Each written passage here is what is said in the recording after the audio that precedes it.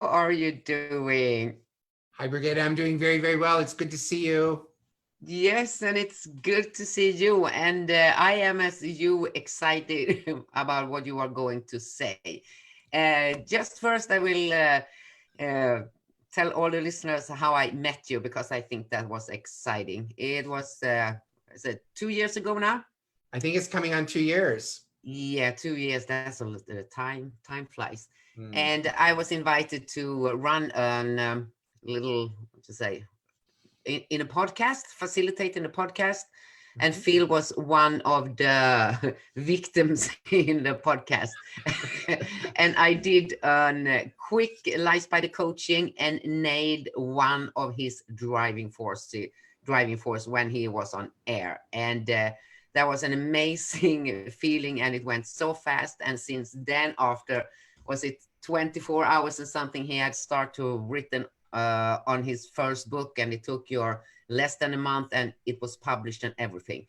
And everything started. I mean, it that was amazing. It was really fun. And by the way, I can just let you know there is a link somewhere so you can listen to that podcast for you Ooh, who wants to. nice.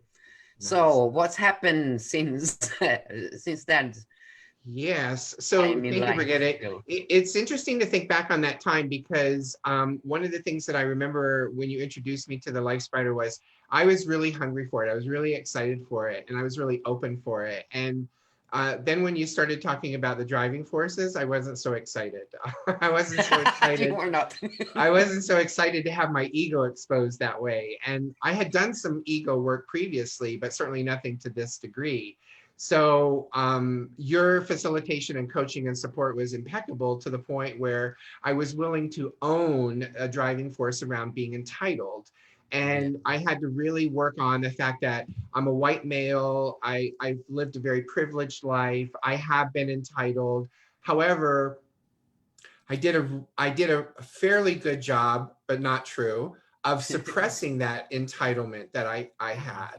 And so when Yeah. you gave me permission to be open to the entitlement, and when you gave me permission to understand that the ego was only part of the equation, then as you said, it was like everything collapsed immediately. And when it collapsed, it was about the dance between the ego and the soul that led me to my book. And I love the first time that I heard you say the download because I woke up in the morning even more energized on that morning than ever before. Yeah. And the first thought that I had was, you're going to be 60 in December. It's now August. You better write this book. And so what happened was I got the download. I got all of the book into my mind. I ran and wrote it down. And then I had presence of mind to go on social media and say, I will write a book in 31 days, and had Yeah. no idea what I was committing to. And what was amazing about it was that someone came forward and said, I'll help you with the editing. Another person came forward and said, let me help you how you self-publish it. Hmm. All of a sudden, people started to show up for it. Yes. So my driving force was just having this amazing time getting to play with this first book. And Yeah. I call my first book that painting that your child does, it brings home from school, that you put Yeah. on the refrigerator, that's really hideous when you walk by it, but you have to love it because it's from your child. Yes. Right. Yeah. Yeah. Okay. So, what do you remember? I'm just curious now. If do you remember what kind of feelings that showed up when driving forces emerge? How do you feel? Can you explain? Because it's not everything is not just pleasant. Because that you described now is afterward when the driving force is there, when everything is there, it's kind of you are aligned with something and you can make those download. It's kind you are, yeah, running on a huge broadband or something. But before that, it's not that pleasant. Do you No, it's remember? not. And one of the things that I think that you do really, really well is you, and I use this word intentionally, you encourage people to sit with it. And so when you said to me, sit with entitled, I was like, yeah, I don't like this word. This word brings up a lot of bad things. Again, as a white male, people put privilege and entitlement on me, and they don't put it on me in a positive way. And so I really wanted to resist it. I really wanted to push it away. And I really Mhm. felt I was uncomfortable. It felt awkward. It didn't feel right to own it. And I think the best advice that you gave me was to sit with it. And the Yeah. longer I sat with it, and the longer I came to understand how it was a part of the puzzle, it wasn't the only piece, then I was willing to accept that entitlement could actually lead to a life purpose. Yes. Okay. So how do you feel you are using these driving forces right now? How is So it helpful for you? Yeah. yeah, I think it's interesting because for me, when I look at my life spider, what I love is at the center of it is transformation. So everything that I'm doing is about transformation. Yes. And when it comes to the entitlement one, especially around the books, what's interesting for me is that I have these books to put out into the world as a tool and a resource for transformation for people. So whether it's the book that I wrote that's fun, and people want to have relaxation and rest and that kind of stuff, they can do that and transform from a busy day to a relaxed day. Or if it's around learning the principles and traits of leading and coaching, they can do that in the book. So these books are really at the core of who I am and what I do around transformation. And so to this day, in fact, I've got a third book in me that I'm waiting for the download. And, instead of forcing it, now what's really excited about it is that I've put it out there. I know that there's a third book. I know the title of the third book, and I'm waiting for the download. Yeah. It sounds to me right now, you are so comfortable. So I think your driving force and title are in action right now because you make it feel so obvious, so easy. It's a natural things for you just to write books. And I remember that wasn't the case before. Not at all. No, and it's interesting because the books have given me an opportunity to be a speaker, which is another thing that I'm really passionate about, because speaking gives you an opportunity to invite and encourage people to think differently and then act differently. And so what's interesting about it is that I've had some opportunities to speak virtually as well as in person that I never would have thought would come my way. And yet, because I was in alignment around, I feel entitled to be able to speak in those locations, that I have the same right as anyone else. I have the same capabilities as someone else. And then I find myself at those podiums. Yeah. Okay. Yeah. So that's so why do you think that it can be such a big shift when you align with your driving force? I mean, what would your answer be? Why is it such a huge difference? Well, so what's interesting for me is in 2006, I decided to go to Bali, and I decided to, when I was going to Bali, that I was going to arm wrestle with my ego, because I've been very successful in my career to that point, and yet I was experiencing a lot of burnout, a lot of health issues. And so I decided that my ego was the reason for it. So I was blaming my ego, and I was going to go take my ego and I was going to take it down, do away with it, remove it from my life. Oh, I never heard that before. Okay. Right. And so what happened was, after spending about 6 weeks in Bali, I came back and I'm like, I love my ego. I love what my ego does.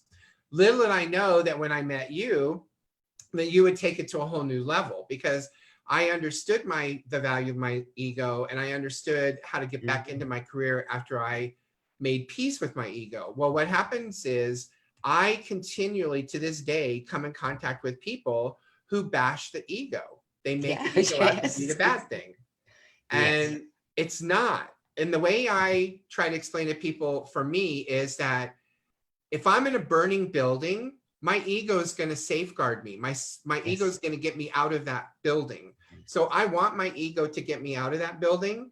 And my soul is going to take people with me as I go out of the building. I'm not going to do it on my own. Oh, so that was a great metaphor. Well, so that's how I reconcile it. And I become an advocate in conversations with people for the ego. The ego does not deserve to get the bashing that it gets. And so I'm entitled to my opinion. Yes. Right? So, we hear that. We hear you, Phil. Right? I'm entitled to my opinion. And as long as someone's listening, I'm going to share my opinion about it. Yeah. Oh, I love that metaphor, because that's exactly what the ego is doing. It's actually save you from the burning house, and you need it.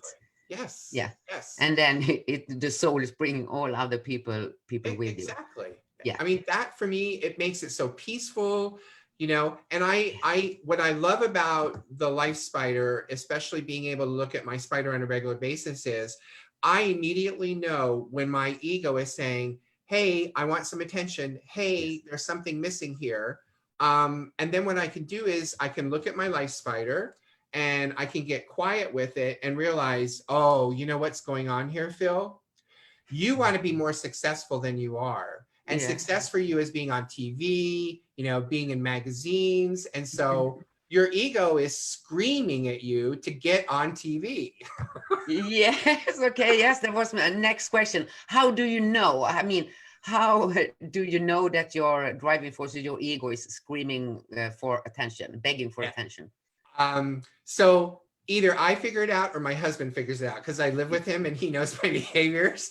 But Okay. what So what's happens your is behavior? What is your husband I telling you? get very disgruntled. I get very impatient. I get very anxious. Mhm. And I try to force things. I Yeah. try to make things happen in a way that they haven't been working up until then, but now all of a sudden I'm going to force them into place. So Yes. it's a physical thing and it's Mhm. also a mind thing. Yeah, and you are right when you describe when the ego is suppressed, or it creates the negative behavior, Yes. negative emotions, the hard time, the resistance, and everything. And that's a good symptom that something is wrong with your ego, because it's around the ego actually all the emotions and feelings exists. So that was Well, a good and what's description. nice about it, Brigitte, is I don't punish my ego. I No. don't like put my ego on timeout. I don't punish it. I do any of that. Rather, what I do is I do my best to be with it in a peaceful, loving way. And Yeah. it might sound woo-woo for some people, but at the end of the day, what I want to do is I want to nurture it. I want to Yes. acknowledge it. I want to be able to come out of it on the other side. And as they say to Michael, Phil's back, right? All of me is back because Yeah. I just took a trip and now I'm back. Yeah. And I think there's a lot to be said around being kind and gentle to Mm. the ego rather than, Yes. again, I say people out there bashing it and making it out to be the bad thing. The ego Mm. is not the bad thing. No. No. I know you know that. Yeah, but it's good. That's so, it's so nice to hear you explain it, how it actually work in your day-to-day life, instead of just a theory about how it should be. But that's actually how it is. And I love what you're saying, that you have to take care of your ego. It's kind of, you have to see the ego as a little baby. It just needs some attention, need love and nurturing. And so instead of being angry or disappointed or all others judgments kind of feelings, it's doing what you do, be nice and kind and give it some peace. Well, I think part of it is, I think, and this is, I'm speaking for other people and I don't even know if it's close to it. Other people give themselves permission, either knowingly or unknowingly, to bash the ego because they think the ego is big and brash and bold and strong enough to take the abuse. The reality is the ego is just as fragile as the soul. They're both fragile, and they both have the right to be treated with kindness. They both have the right to be nurtured and attended to. And you know, it saddens me when I see that people bully the ego, because the ego is in a lot of ways it's indefensible. It's not there to defend itself. It's there to support you. Yes. Oh, it's good. It sings well in my ears what you are saying.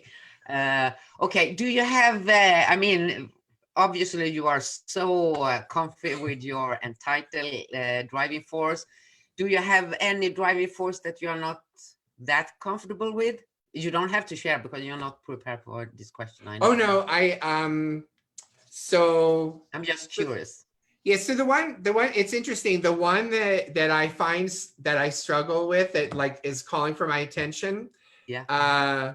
It's actually two, and they're across from each other. It's success and fame. Yeah. Oh, okay. So what is your strategy? How can you nurturing your famous ego? What is it that what does that driving force need from you? So what I'm doing with that driving force is I'm creating opportunities on my leadership platform and my business consulting platform Yes. to be more of a speaker. So the Yes. more I speak, the more famous I am, even if it's just in a room with 20 people, right? I'm famous for the Yeah. time that I'm in the room with Yes. those 20 people. Exactly. And it could actually, the good thing is, even if you just speak to one person, you can let the driving person know this is famous. You are famous to that person who is listening to you now. And that's the Exactly. good part with the driving force. You don't have to have the confirmation from the outside from somebody else, because you can give it yourself. So Yes. even with one person, and just if you're a famous driving force, so you could practice even more often and take care of it. Say, okay, let's do something so you become even more famous today. And Yeah, I really, really like that, because I'm, yeah, excuse me, I'm getting attention from different corners of the world, you know, Israel, yeah, Canada, Sweden, or whatnot. And yeah, it's interesting because my ego interprets that as being famous with those people on the yes, Zoom and so on and so forth. And so yeah, I can see where it is,